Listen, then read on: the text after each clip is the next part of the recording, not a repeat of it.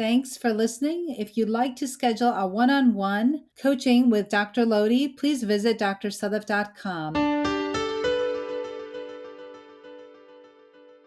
I am an American board certified OBGYN, a mom, a Muslim, and I'm talking about sex. This is the Muslim Sex Podcast. Welcome to the Muslim Sex Podcast. I'm your host, Dr. Sadaf Lodhi. And this episode is everything you need to know about health and wellness by Dr. Robyn Tiger, who is my guest here today, joining us here on the podcast. Before I get into it, the very first thing I want to make very clear is that I'm not giving any type of religious or medical advice. So if you have any concerns about your health, please speak to your medical provider. And if you have any questions at all regarding your religion, please ask your friendly neighborhood religious leader. It's the Muslim Sex Podcast because I just happen to be a Muslim woman who talks about sex. So I am super excited today. I have with me Dr. Robyn Tiger, who will be talking today about mental health and stress and wellness and things that we can do and how stress affects intimacy and desire and libido. So, Dr. Tiger, welcome, and please introduce yourself to all of our listeners and viewers and tell us a little bit about yourself. Thank you so much for having me. It's really an honor to be here. And about me, my background in medicine is that I'm a board-certified, fellowship-trained diagnostic radiologist and a stress management expert. And I'm the founder and CEO of Stress Free MD, where I focus on educating physicians on how to have a whole person approach to relieving their stress, to building their resilience, and to improving their overall well-being. That's awesome. Just your voice right now is calming me. Very soothing. Awesome. So tell me a little bit about how you started on your journey, and then we can get into the kind of the meat of the topic, which is about libido and intimacy and what happens with stress. Yeah, so I had a pretty straight track. I went to college, I did medical school, internship, residency, fellowship, and got a job and was doing the doctor thing, right? And I was working in a private practice and I had two amazing little kids, great husband, beautiful home. On the outside, everything looked perfect. But I noticed over time that I started to develop a lot of symptoms, and symptoms that seemed really disconnected, and they didn't seem to make any sense. I developed migraine headaches with intractable vomiting. I had vertigo and tinnitus and spontaneously bleeding gums. Like, what does that have to do with anything, right? I had reflux and body pain and these really strange intermittent paresthesias where I couldn't feel my hands. Like, I would actually be in a breast biopsy and I would not feel the biopsy gun in my hands, or I'd be driving my car and I wouldn't feel the steering wheel. I'd be cutting up vegetables and couldn't feel the knife. Wow. And I was exhausted and I was stressed and anxious and reactive and couldn't digest my food, very out of focus, right? Totally couldn't focus on anything. And I started to have some dark thoughts. Initially, they were just thinking, wow, maybe you made a wrong decision. Maybe this wasn't what you're supposed to be doing. And they just led into maybe I shouldn't be here at all. Wow. And since we're talking about libido and sexual intimacy and arousal, all of that was affected as well. I just felt flat, like nothing, like just like a robot, like no desire, no libido, nothing. And so that was a symptom that was also prevalent. And I don't really talk about that much, but it was there and it was very real. And I took lots of pills. Each doctor I saw gave me a pill. We call it a pill for an ill, right? So I had a pile of pills. They didn't work. Imaging studies were all negative. Blood tests were all negative. And I was going to PT, OT, acupuncture, had every specialist, GI, neuro, you name it. I saw it. And I had 3 friends die from suicide. And they were all doctors, 3 physician friends. And Wow. so I said, geez, I just realized that I'm kind of heading down that path and I don't want to be like them. And Yeah. Western medicine right now is not the answer. As much as I totally love Western medicine, in this situation, wasn't the answer. I was already exercising a lot. I was eating a plant-based diet. So there had to be something else. And then my doctor brain just went out and just started to do some research to find what else I can do to help myself. And it was there that I found other methods, other modalities that actually helped me relieve every single thing I described to you, including bringing my libido back. So, yeah. It's amazing. Yeah. It's a journey. So tell me what brought everything back? What made you feel better? So I kept hearing about things like yoga, things like meditation, things like coaching, and all these different things that were sort of out there. And this was about 15 years ago, right? So we're not talking about a lot of this stuff then. And I thought, those things aren't for me, right? I'm a gym rat. I'm running races all the time, and I don't know what those people down there are doing. They're doing weird things with their bodies, and they're listening to weird music and wearing weird clothes. And I had all of these preconceived notions that they weren't anything for me. But I was hearing more and more about these other things, and I really had tried everything else that I could imagine. And so there was this 101 series about 5 minutes away from my home in yoga and meditation. And I thought, well, I don't know. Should I try it? Should I not try it? I saw it over and over again, and I didn't want to go alone. So I grabbed my next door neighbor who's a nurse, and I said, hey, let's get out of the house. You want to try this thing? And she kind of rolled her eyes at me, and I rolled my eyes back. But we went. And I have to tell you that after the very first session, I started to feel better. I was exhausted going in there. I worked all day, did a ton of biopsies, read a ton of cases, got home, fed my kids, bathed my kids, put them to bed, got to this thing by like 7:30, 8 o'clock at night. And at the end, I was actually not tired. And I was really clear, and I was very calm. And so my doctor brain said, what just happened? What is going on? And that's when I dove into the medical literature, and I started to research, what I was experiencing. And I was really, really surprised that there were so many articles documenting the benefits of these disciplines for what I was experiencing. And over time, and with more study and getting certified in the disciplines that were helping me, all of my symptoms went away. And it seems that the diagnosis that everyone was missing, including me, was that I was suffering from a whopping case of chronic stress. Wow. And so learning how to actually create balance, homeostasis in our autonomic nervous system, learning how to decrease those cortisol levels and decrease those cytokines, the inflammatory markers, and all that inflammation allowed for all those symptoms to go away and for me to feel better. And that's what happened. Yeah. Fantastic. So what have you seen? I know that you're a coach as well. Is that correct? Mm-hmm. Yeah.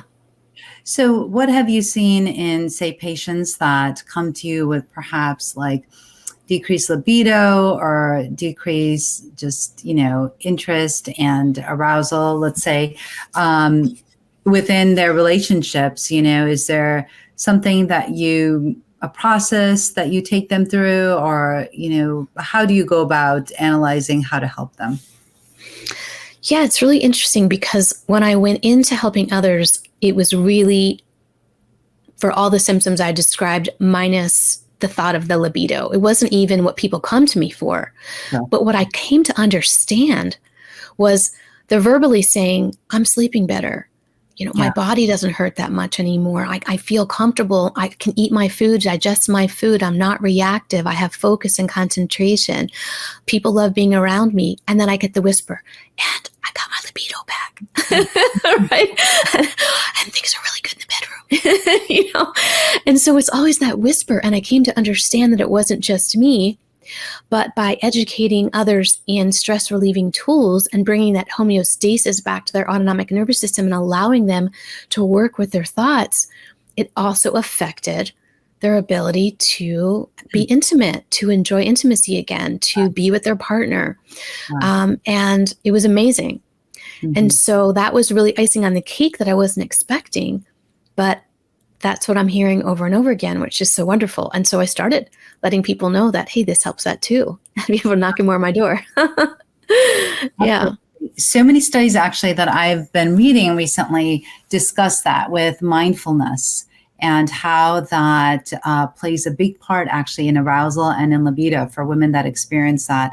And they've noted that once a person can be present in what they are doing, then they can take that mindfulness also into the bedroom and then experience just through that mindfulness, also experience increased arousal and libido through mindfulness, right? And that makes sense because if you're able to focus on just what it is that you are doing at that moment, then it would make sense that that increases your libido and your arousal, right? Because you're being very present. You're not focused on like, say, dishes that have to be done or laundry that's sitting there or your kids or whatever.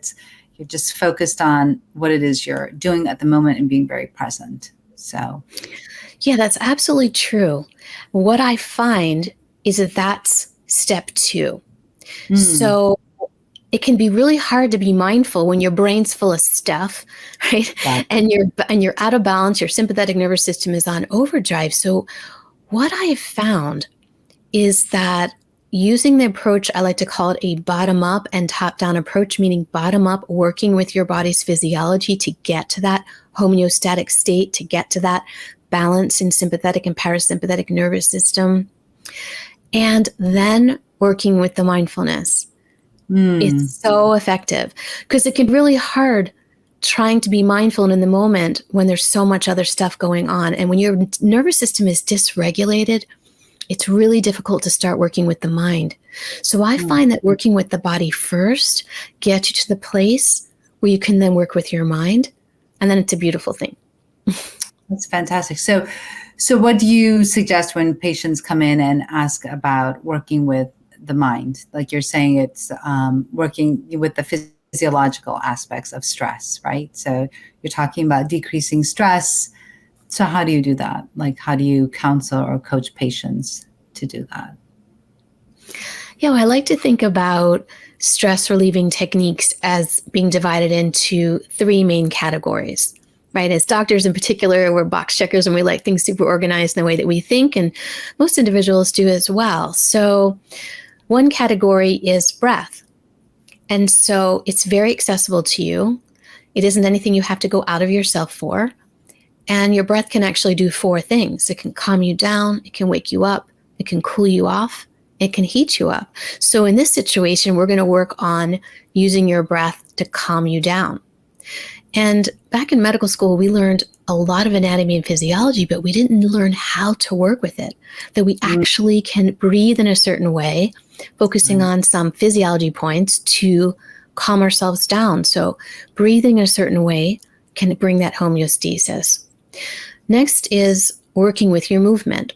So somatic-based movements in particular are very, very relaxing and calming. When you stretch a muscle, that's a spinal cord reflex. So if I said to you, sit up right now, and anybody listening could sit up and bring your shoulders back, you know what that feels like. But if I just tell you just to relax, your shoulders are going to come back again where they just were. Because stretching doesn't increase the resting length of your chronically tense muscles. So when you move in a somatic-based way, and they're a very specific way of movement, you can actually create that length again, just release that chronic tension, and feel more comfortable in your bodies, right? So releasing that tension, that musculoskeletal component. And the third component is your mind. And that's broken up into 2 parts. We talked about mindfulness, and that comes along with meditation, and then life coaching, which comes along with working from your thoughts. So everything except the life coaching is that bottom-up approach, getting that body regulated and balanced, and then the thoughts can come in. So that's how I work with people, teaching them tools from those 3 categories. That's excellent.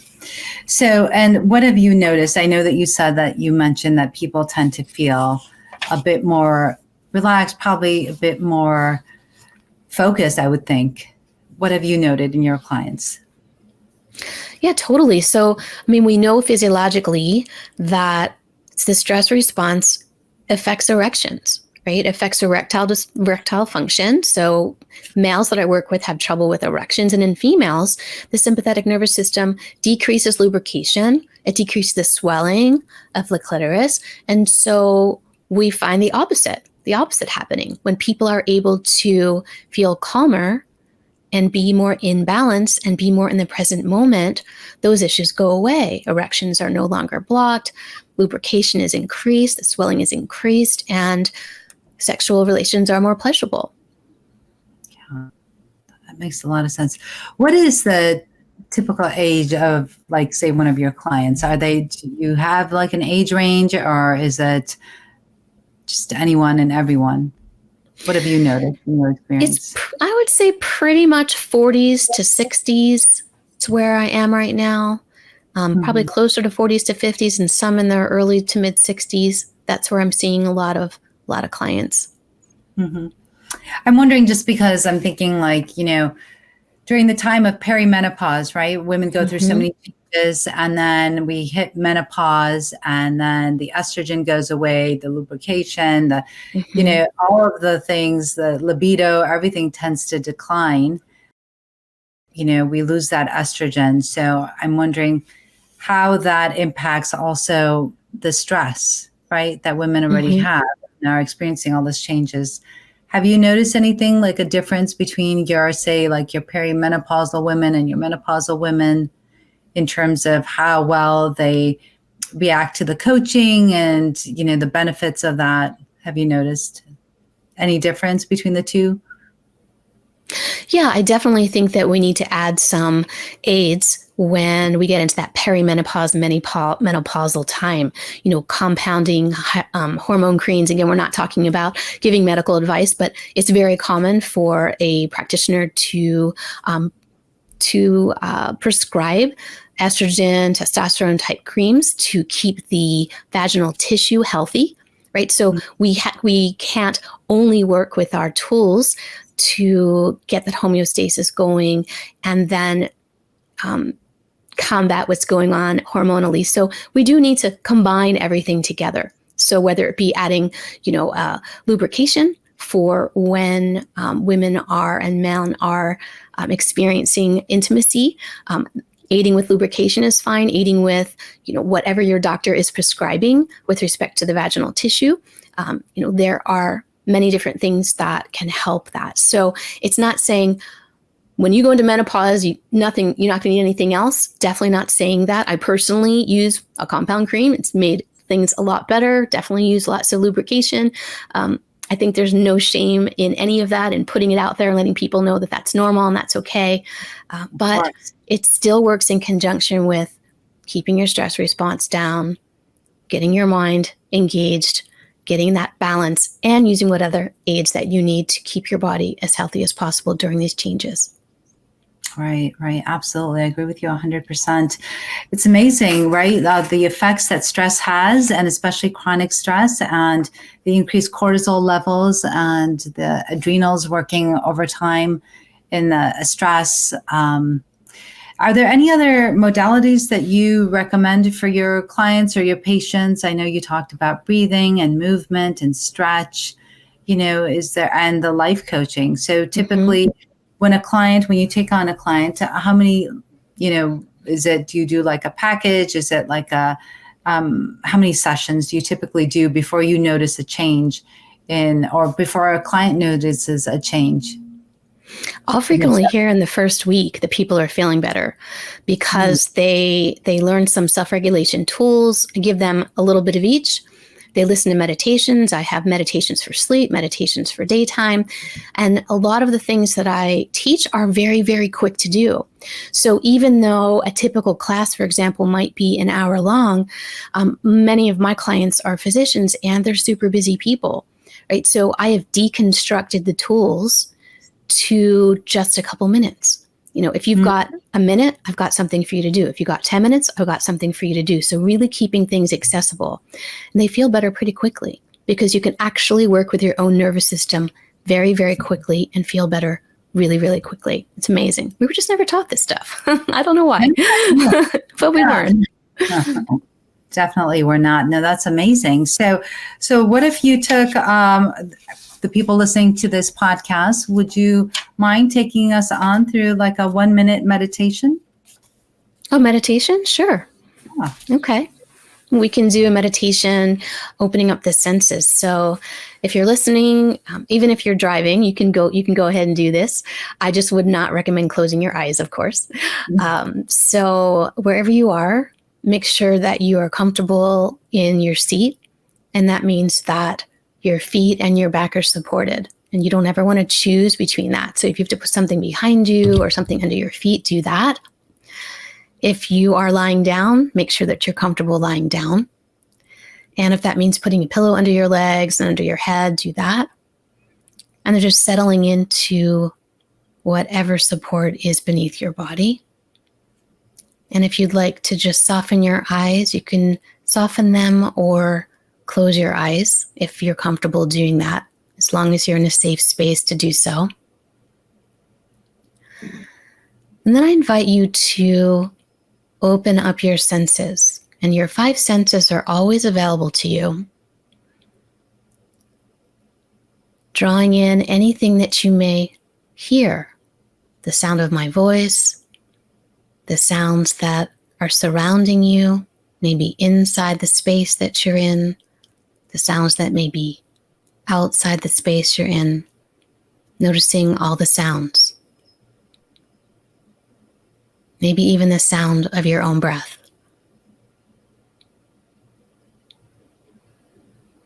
Notice anything you may be tasting in your mouth, from the last thing that you ate, the last thing that you drank.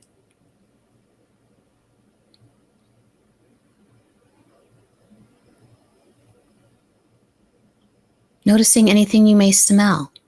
It could be coming from your skin, your clothing, the air surrounding you. Any sense, noticing any sense. Whether your eyes are opened or closed, noticing what you see. There could be colors, shadows, lights, textures, shapes. And the sense of touch. Sense your body being touched by your clothing. Sense the parts of your body that are supported beneath you, behind you. And sense the air touching your skin that's not covered. Notice the sensation of the temperature of the air touching your skin that's not covered. Just opening yourself up to all 5 of your senses. What you smell, what you hear, what you taste, what you feel, and what you see. And then noticing how you feel as you've opened yourself up to sensing all 5 of your senses.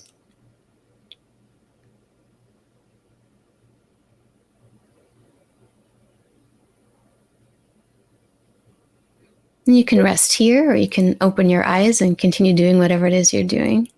And if you enjoyed that, put it in your toolbox and pull it out whenever you need it. That was amazing. I loved it. That was great. And your voice is so soothing. I have one doctor that said, your voice is like an audio spa. I want you to record something and I can play it through the speakers in my office. It is. It's fantastic. Well, that was amazing. I feel myself already being relaxed. Now that's so good. And I see the importance of, calming your nervous system down, right? We're so stressed out and everything is on hyperdrive, and to calm your mind, that makes sense, to calm down your nervous system. Yeah, we spend most of our time between our ears with 60,000 thoughts per day, and we're disembodied. So what I just did is I invited you to sense your body. And the more that you can sense your body, the more you'll become back into your body, you become re-embodied, and then you'll give your brain some space to actually think clearly. So whenever you can bring yourself into your body, and this is an example of doing so, bring your attention to your senses, which are always available to you. You can give your brain some space and some clearness and some clarity, and then you can focus and actually think. That's so true. That's amazing. Well, I think that was so good, and I hope our listeners and our viewers are able to take in everything that you said. Now, how can our viewers and our listeners get in touch with you if they wanted to schedule a session or, read up more about what you do? Where can they go? Yeah, they can go to my website, which is www.stressfreemd.net. If anyone wants to schedule a free session, we can get on a free chat and talk. I also have 4 free videos right on my homepage, and they're only 5 minutes each because I know how busy you are. So if you're interested in the categories of tools that I described, you've got one of each in those 4 videos, and I welcome you to testing them out and starting to incorporate them into your life. That's great. I know that you've given a lot of keynote speeches also in the past, and you go to residencies or hospitals to talk about stress and how to de-stress?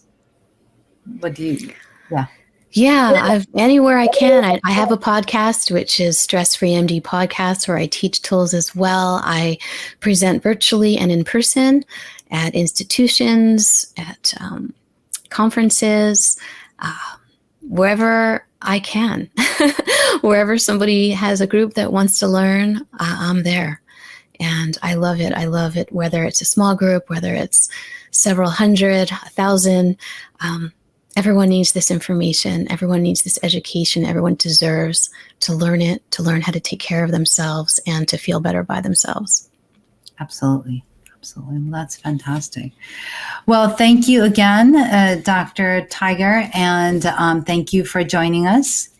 And I am done here. It's been real and really intimate. And remember, this is not meant to be any type of medical advice. So if you need any medical advice, please see your healthcare provider for any concerns you might have. And until next time, this is the Muslim Sex Podcast. Thank you. Thanks for listening. If you'd like to schedule a one-on-one coaching with Dr. Lodhi, please visit drsadaf.com. And until next time, this is the Muslim Sex Podcast.